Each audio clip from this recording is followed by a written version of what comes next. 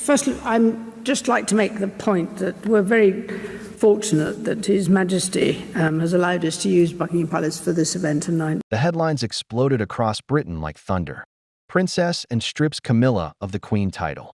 What should have been a routine royal appearance transformed into a humiliating royal scandal in full view of the world. Camilla, ever poised, stepped confidently onto the red carpet for what was supposed to be a simple public engagement. Cameras flashed. Journalists poised their pens. The usual fanfare surrounded her. What she didn't expect, however, was to have her very title revoked, not in private, but live, on stage, in front of a stunned nation. The announcer's voice trembled, betraying the discomfort of the moment. Her Royal Highness, the Duchess of Cornwall. A title long left behind. A title she thought buried. A title she believed would never again touch her ears. Camilla's practiced smile faltered. For a moment, she appeared frozen in place.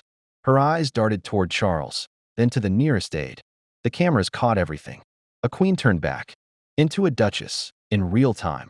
Palace aides rushed to correct the mistake behind the scenes. Except this was no mistake. This was a direct order, executed without hesitation. Rumors of a brewing conflict within the palace had circulated.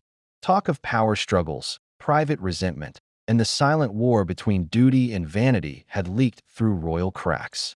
But no one expected it to culminate in such a public moment of disgrace. Behind closed doors, confirmation quickly followed.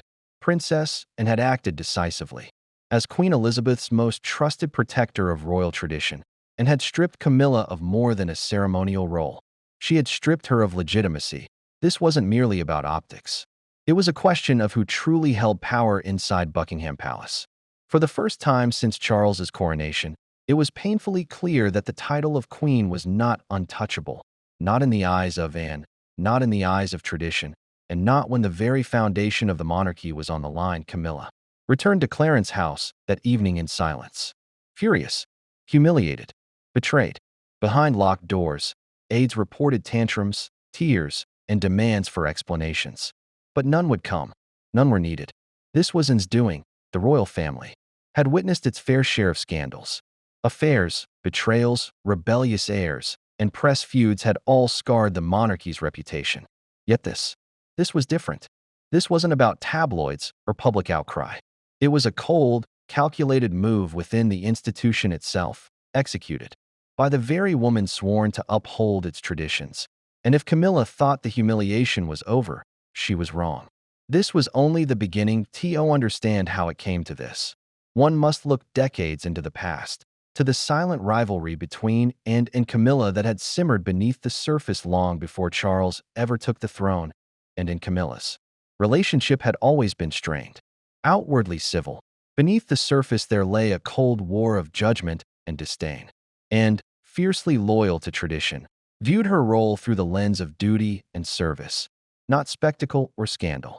Camilla, on the other hand, had clawed her way from public pariah to queen consort through years of controversy, whispers, and quiet manipulation. Their mutual disdain was rooted in the shadow of another woman, Princess Diana, and never embraced Diana's emotional openness or her tabloid magnetism. Yet, over time, she understood Diana's greater impact, a heart for the people that the monarchy desperately needed.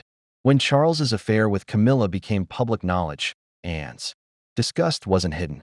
Camilla, to her, embodied everything dangerous about private indulgence overshadowing public duty. While Queen Elizabeth eventually accepted Camilla's presence, offering her the title of queen consort upon her passing, Anne's acceptance was surface level at best. Where others might smile through gritted teeth, and simply didn't smile at all. Their body language was legendary among palace watchers, stiff, cold, void of warmth. Behind palace doors, Anne's patience thinned with every subtle move Camilla made to consolidate influence. Adjustments to seating charts at state dinners. New patronages designed to elevate Camilla's image. Subtle jabs at Kate Middleton's growing popularity. None escaped Anne's notice. The final straw? Camilla's brazen push to elevate her son, Tom Parker Bowles, into a formal advisory role. Within the royal household, a position typically reserved for those born into royalty, not married into proximity. It wasn't just improper. It was unprecedented. To Anne, This wasn't about a title or influence over events. This was about preserving the sanctity of a monarchy already teetering on the edge of irrelevance thanks to years of scandal and modern dilution. Camilla's ambitions threatened the fragile balance and couldn't let that happen. Thus, she didn't. Behind closed doors and moved quietly. Strategically, she gathered evidence, consulted with aides, leveraged her unimpeachable reputation as the monarchy's last steadfast enforcer of tradition. And when the time was right, she acted, publicly, without warning, and with surgical precision that it wasn't Buckingham Palace where and made her stand. It was Balmoral, the family sanctuary, steeped in history, tradition, and ghosts of the monarchy's past. A place where royal disputes often simmered beneath tartan curtains and cold stone walls. But this time, and didn't simmer. She acted. It began with an unusual summons, and never called meetings. That wasn't her way. She showed up, did her duty, and remained silent in the background, leaving others to jockey for attention. But this was different, and sent word through official channels. A private family discussion was required. Charles, Camilla, senior aides, no exceptions. Charles arrived exhausted, expecting to play the diplomat, smoothing frayed nerves and keeping the peace. Camilla came as well, confident but cautious. She believed her place beside Charles was unshakable. After all, she'd survived the hatred of Diana's fans, the tabloid torment, and decades of scrutiny. And, she assumed, was just venting old grievances. She was wronged in a small drawing room shielded from prying ears, and laid out her case with brutal efficiency. No theatrics, no emotion, only protocol. Evidence was presented, examples of Camilla's quiet overreach, her attempts to alter tradition, her pushes to elevate her family's status within the royal structure, her increasingly bold influence on Charles. Every move documented, every line crossed highlighted. Camilla's use of the Queen title, and stated plainly, would be curtailed. In any circumstance where the sovereign was not present, Camilla would revert to her previous title, Duchess of Cornwall, and invoked her authority as Colonel of the Blues and Royals, as senior royal peer, and, most importantly, as the daughter of the late Queen, entrusted with upholding the institution's integrity. Charles protested, his voice cracking, under the weight of both love and duty. "She's my wife, she's Queen." Anne's reply cut through the tension like ice. "She may be your wife, Charles, but she's hardly the Queen your mother envisioned." The words hung in the air like smoke. Camilla stormed out first. Charles sat in stunned silence and placed the signed order on the table, nodded once to the stunned aides, and left the room.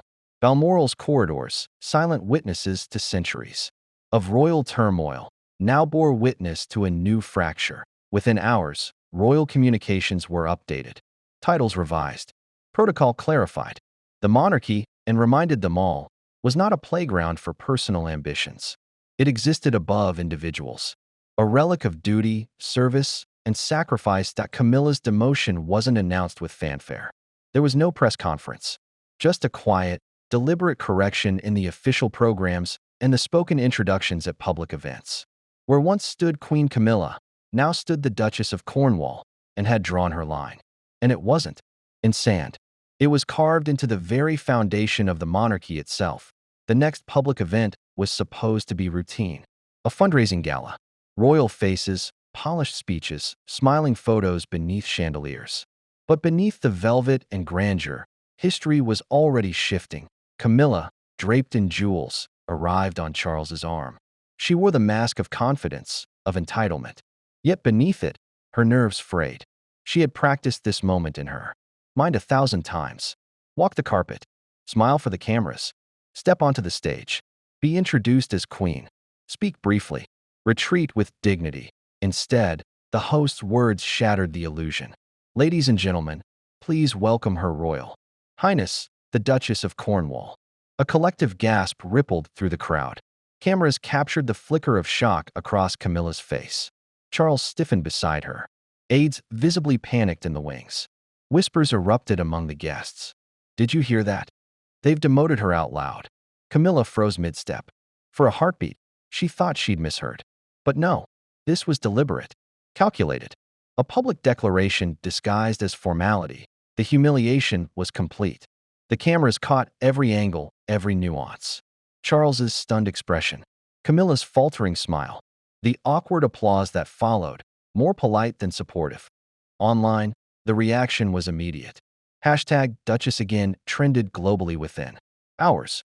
Memes exploded across timelines. Camilla's shocked face juxtaposed with images of a stoic, victorious princess, and editorials praised Anne's quiet strength, her restoration of royal order. Commentators debated whether this was a personal vendetta or a necessary course correction. Slammed doors, tears of frustration. How dare she? Camilla reportedly screamed.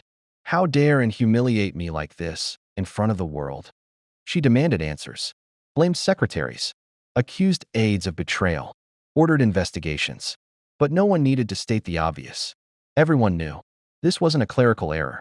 This was Anne's will, executed with precision. Camilla's rage eventually gave way to despair. Alone in her quarters, she faced a bitter truth. Her long, arduous climb from mistress to monarch had been undone in under a minute. The title she fought for, the respect she craved, gone. Not with scandal, not with tabloid headlines, but with a single, chilling phrase. And Charles? He was crumbling too. Torn between love for his wife and duty to the institution, he paced through the night, wrestling with impossible choices. Behind closed doors, Charles's world teetered on the brink. His marriage, his monarchy, his family, all fractured beneath the weight of Anne's decisive action that he phoned in the night. After the gala, what began as a plea quickly dissolved into confrontation. You've crossed a line, Anne, he said. Anne's response was measured, final. No, Charles. You did, the moment you crowned her queen. Silence stretched between them, heavy with decades of unresolved pain. Charles knew reinstating Camilla's title publicly would ignite war within the family. Not just with Anne, with William, with Catherine, with the future itself. He understood the unspoken alliances forming beneath the surface. And William, Catherine, united by duty, by blood, by tradition. The next morning, Charles received a private message from William. We protect the crown, not personalities. Those words landed like a hammer blow. They weren't just about Camilla. They were about Charles's legacy, about the survival of the monarchy beyond his reign, and had done what needed to be done. Quietly, without spectacle, without press briefings. She had defended the institution when no one else dared. Camilla remained at Clarence's house, isolated, nursing both wounds and resentment. Her public appearances grew fewer. Invitations dwindled. The press grew colder. The title was gone. So too was the illusion of her influence. Charles retreated into introspection. The vibrant monarch who once sought a modernized crown now seemed older, quieter, wearier. Those closest to him noticed the change. The weight of duty had reasserted itself. The monarchy's center of gravity no longer revolved around him, but around William, Catherine, and the next generation. The public didn't need an official announcement. They saw the shift. They understood. Camilla was no longer queen in the eyes that mattered. Not to Anne, not to William, not to history. Anne's triumph wasn't loud. It wasn't marked by speeches or celebrations. It happened in silence, in the background, in the subtle restoration of protocols that had been eroding for years. The monarchy, fractured by scandal, battered by modern pressures, had been pulled back from the brink. Not by Charles, not by spin doctors, but by Anne, the daughter of a queen, the sister of a king, and the last true enforcer of tradition. Her actions reminded Britain and the world of what the crown was meant to represent. Duty, sacrifice, restraint. Not vanity, not personal ambition. Editorials quietly praised her. Palace insiders whispered of her resolve. Even critics begrudgingly admitted and had saved the monarchy from further decay. Camilla, once poised to define an era, faded from headlines. The glittering galas diminished. The grand titles evaporated. Within the palace, her name carried less weight. Her opinions mattered less. She remained Charles's wife, yes, but no longer the crown jewel of his reign. The monarchy's future belonged elsewhere now, with William, Catherine, and their children. The next generation, carrying the public's favor, the press's admiration, and Anne's quiet endorsement, and never sought thanks. She never courted headlines. Her victory was the survival of the institution itself. A monarchy restored, not with dazzle or drama, but with principle. When history looks back, it won't remember Camilla's tears or Charles's turmoil. It will remember a silent stroke of authority.